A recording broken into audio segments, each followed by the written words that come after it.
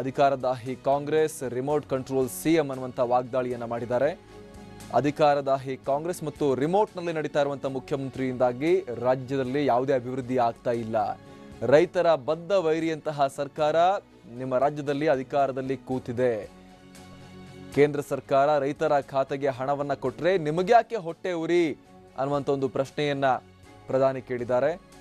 ಸಮಸ್ಯೆ ಯಾಕೆ ಆಗ್ತಿದೆ ಅಂತ ಹೇಳಿದ್ರೆ ಮೋದಿ ಅಕೌಂಟ್ಗೆ ನೇರವಾಗಿ ರೈತರ ಅಕೌಂಟ್ಗೆ ದುಡ್ಡು ಹಾಕ್ತಿದ್ದಾರೆ. ಮಧ್ಯದಲ್ಲಿ ಯಾರಿಗೂ ಕೂಡ ₹1 ₹2 ಕಿತ್ಕೊಳ್ಳೋಕೆ ನಿಮ್ಮ ಕೈಯಲ್ಲಿ ಆಗಲ್ಲ. ಭ್ರಷ್ಟಾಚಾರ ಮಾಡೋಕ್ಕಾಗಲ್ಲ. ಕೇಂದ್ರದಿಂದ ಬರುವ ದುಡ್ಡು ಸರ್ಕಾರದ ಮೂಲಕ ಹೋಗಲ್ಲ, ಬದಲಾಗಿ ಡೈರೆಕ್ಟ್ ಆಗಿ ರೈತರ ಅಕೌಂಟ್ಗೆ ಹೋಗುತ್ತೆ. ಹೀಗಾಗಿ ಕರ್ನಾಟಕದ ಕುಮಾರಸ್ವಾಮಿ ಸರ್ಕಾರ ರೈತರ ಅಕೌಂಟ್ಗೆ ದುಡ್ಡು ಹಾಕುವ ಯೋಜನೆಗೆ ಅಡ್ಡಗಾಲು ಹಾಕಿದೆ. ಈ ಅಡ್ಡಗೋಡೆ ತೆರವು ಮಾಡಿದ್ರೆ ರೈತರು ರಾಜ್ಯವನ್ನ ಎತ್ತರಕ್ಕೆ ಕೊಂಡೊಯ್ತಾರೆ ಅನ್ನುವಂಥ ಮಾತನ್ನ ಪ್ರಧಾನಿ ಹೇಳಿದ್ದಾರೆ. ಅಂದ್ರೆ ಕೃಷಿ ಸಮ್ಮಾನ್ ಯೋಜನೆಯಲ್ಲಿ ಕುಮಾರಸ್ವಾಮಿ ಸರ್ಕಾರ ರೈತರ ಲಿಸ್ಟ್ ಅನ್ನ ಕೇಂದ್ರ ಸರ್ಕಾರಕ್ಕೆ ಕೊಟ್ಟಿಲ್ಲ ಅನ್ನುವಂಥದ್ದನ್ನ ಅಲ್ಲಿ ಪುನರುಚ್ಚಾರ ಮಾಡಿದ್ದಾರೆ.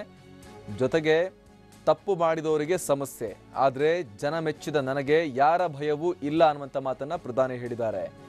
ಹುಟ್ಟದೇ ಇರೋರು ಕೂಡ ಸರ್ಕಾರದ ಫಲಾನುಭವಿಗಳಾಗ್ತಾ ಇದ್ರು. ಈ ಮುಂಚೆ ಅವರ ಜನ್ಮನೇ ಆಗಿರೋದಿಲ್ಲ, ಅವರಿಗೆ gas connection, pension, ration card ಎಲ್ಲ ಕೂಡ ಹೋಗ್ತಾ ಇತ್ತು. ಅಂದ್ರೆ ಫೇಕ್ ವ್ಯಕ್ತಿಗಳ ಅಸ್ತಿತ್ವದಲ್ಲೇ ಇರೋದಿಲ್ಲ, ಅವ್ರ ಹೆಸರಲ್ಲಿ ಈ ರೀತಿ ದುಡ್ಡನ್ನ ಲೂಟಿ ಮಾಡಲಾಗ್ತಾ ಇತ್ತು. ಇಲ್ಲದೇ ಇರುವವರ ವ್ಯಕ್ತಿಗಳೇ ಅಲ್ಲಿ, ಅಂದ್ರೆ ಈಗ ಅಸ್ತಿತ್ವದಲ್ಲೇ ಇರದ ವ್ಯಕ್ತಿಗಳು ಸರ್ಕಾರಿ ಹಣವನ್ನ ಲೂಟಿ ಮಾಡ್ತಾ ಇದ್ರು, ಬೇನಾಮಿಯಾಗಿ ದುಡ್ಡನ್ನ ಹೊಡಿತಾ ಇದ್ರು. ಆದ್ರೆ ಅದೆಲ್ಲವನ್ನ ಕೂಡ ಬಂದ್ ಮಾಡಿದ್ದೀವಿ ನಾವು. ನಮ್ಮ ಸರ್ಕಾರ ಬಂದ ಮೇಲೆ ನೇರವಾಗಿ ಯಾವುದೇ ಯೋಜನೆಯ ಫಲಾನುಭವಿ ಇದ್ರೂ ಕೂಡ ಅವರ ಅಕೌಂಟ್ಗೆ ದುಡ್ಡು ಹೋಗೋ ಥರ ಮಾಡಿದ್ದೀವಿ. ಹೀಗಾಗಿ ಮಧ್ಯವರ್ತಿಗಳು, ದಲ್ಲಾಳಿಗಳು ಎಲ್ಲ ಕೂಡ ಈಗ ನಮ್ಮ ವಿರುದ್ಧ ನಿಂತುಕೊಂಡಿದ್ದಾರೆ ಅನ್ನುವಂಥ ಮಾತನ್ನ ಹೇಳಿದ್ದಾರೆ. ನಾನು ಹಿಂದೂಸ್ತಾನಕ್ಕೂ ಹೆದರಲ್ಲ, ಪಾಕಿಸ್ತಾನಕ್ಕೂ ಹೆದರೋದಿಲ್ಲ. ತಪ್ಪು ಮಾಡಿದವರಿಗೆ ಸಮಸ್ಯೆ, ಜನ ಮೆಚ್ಚಿದ ನನಗೆ ಯಾರ ಭಯವೂ ಇಲ್ಲ ಅನ್ನುವಂಥ ಮಾತನ್ನ ಇಲ್ಲಿ ಪ್ರಧಾನಮಂತ್ರಿ ನರೇಂದ್ರ ಮೋದಿ ಹೇಳಿರುವಂಥದ್ದು. ಪ್ರಮುಖವಾಗಿ ಅವರು ಇಡೀ ಭಾಷಣದ ಸಾರಾಂಶ ಏನು ಅಂತ ಹೇಳಿದ್ರೆ, ನಾನು ಭ್ರಷ್ಟಾಚಾರದ ವಿರುದ್ಧ ಹೋರಾಟ ಮಾಡ್ತಾ ಇದ್ದೀನಿ, ಭ್ರಷ್ಟಾಚಾರವನ್ನು ತೊಲಗಿಸೋಕೆ ಪ್ರಯತ್ನವನ್ನು ಪಡ್ತಾ ಇದ್ದೀನಿ, ಆದರೆ ಇವರು ನನ್ನನ್ನು ತೊಲಗಿಸೋಕೆ ಪ್ರಯತ್ನ ಪಡ್ತಾ ಇದ್ದಾರೆ ಅನ್ನುವಂಥ ಮಾತನ್ನ ಹೇಳಿದ್ದಾರೆ. ये कर्नाटक की सरकार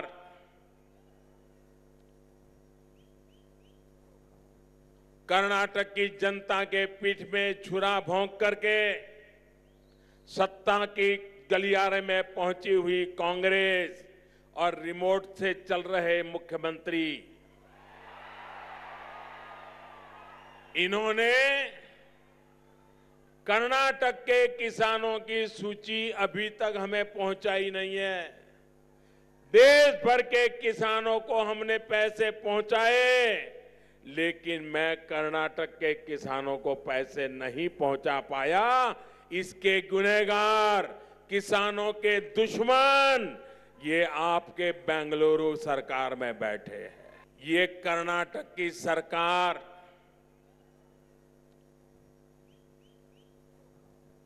कर्नाटक की जनता के पीठ में छुरा भोंक करके सत्ता की गलियारे में पहुंची हुई कांग्रेस और रिमोट से चल रहे मुख्यमंत्री, इन्होंने कर्नाटक के किसानों की सूची अभी तक हमें पहुंचाई नहीं है। देश भर के किसानों को हमने पैसे पहुंचाए, लेकिन मैं कर्नाटक के किसानों को पैसे नहीं पहुंचा पाया। इसके गुनहगार, किसानों के दुश्मन ये आपके बेंगलुरु सरकार में बैठे हैं।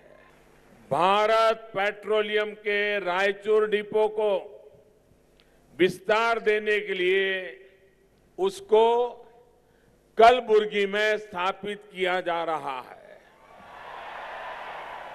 साथियों, इस पूरे क्षेत्र में पेट्रोलियम पदार्थों से जुड़ी आवश्यकताओं की पूर्ति के लिए रायचूर डिपो बहुत छोटा पड़ने लग गया था।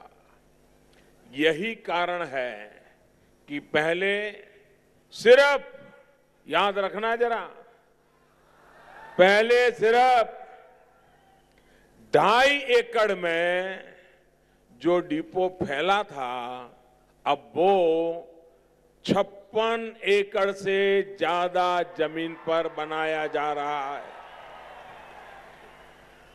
ये 56 सुनते ही कांग्रेस वालों की नींद खराब हो जाती है। पहले की सरकारों ने जो व्यवस्था बनाई थी, उसमें हमारे देश में करीब करीब 8 करोड़ लोग ऐसे थे जो सिर्फ कागजों पर थे, पैदा ही नहीं हुए थे। पैदा नहीं होते थे, उनकी शादी हो जाती थी। पैदा नहीं होते थे, वो विधवा हो जाते थे। पैदा नहीं होते थे, वो बूढ़े हो जाते थे। पैदा नहीं होते थे, वो अपंग हो जाते थे, दिव्यांग बन जाते थे। पैदा नहीं होते थे, वो स्कूल के अंदर स्कॉलरशिप लेने लगते। सारा पैदा ही नहीं हुए ऐसे लोग कागज पे 8 करोड़ लोग ऐसे थे, बताओ 8। और अभी भी होंगे। मेरी खुदाई काम चल रहा है, ढूंढ रहा हूं मैं।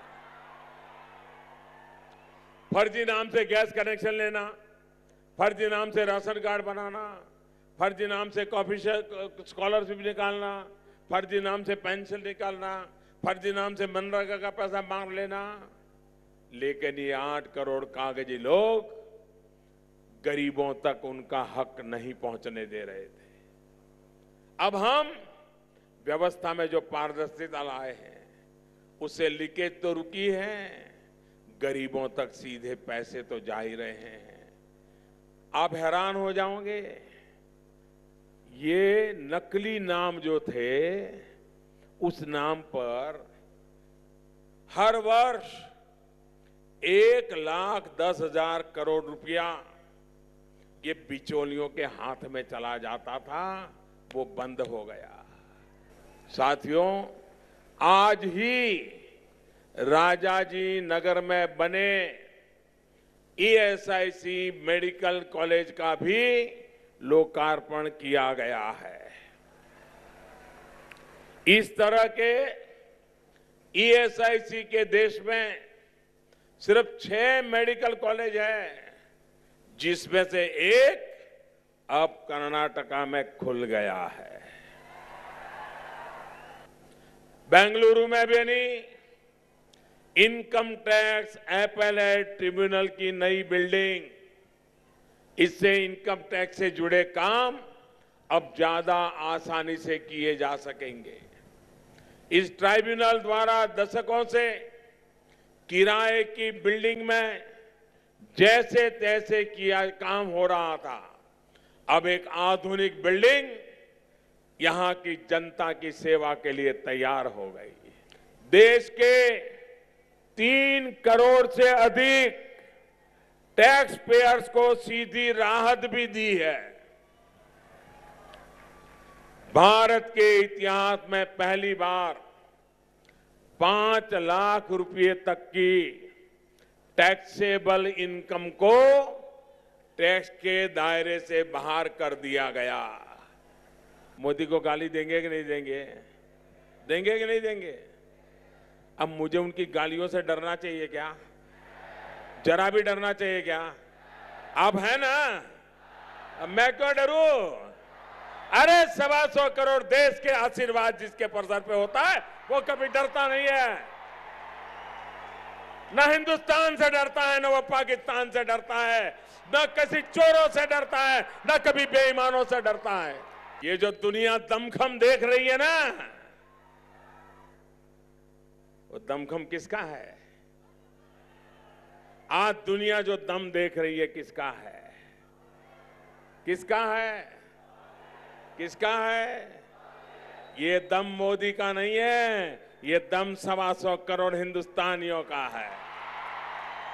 प्रति क्विंटल गन्ने पर लगभग 14 रुपये की अतिरिक्त मदद सीधे किसानों के खाते में पहुंचाई गई है।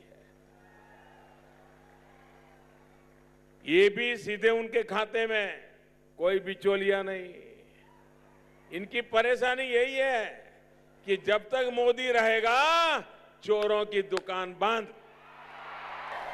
कर्नाटक का कोई भी किसान विरोधी लोगों को माफ नहीं करेगा।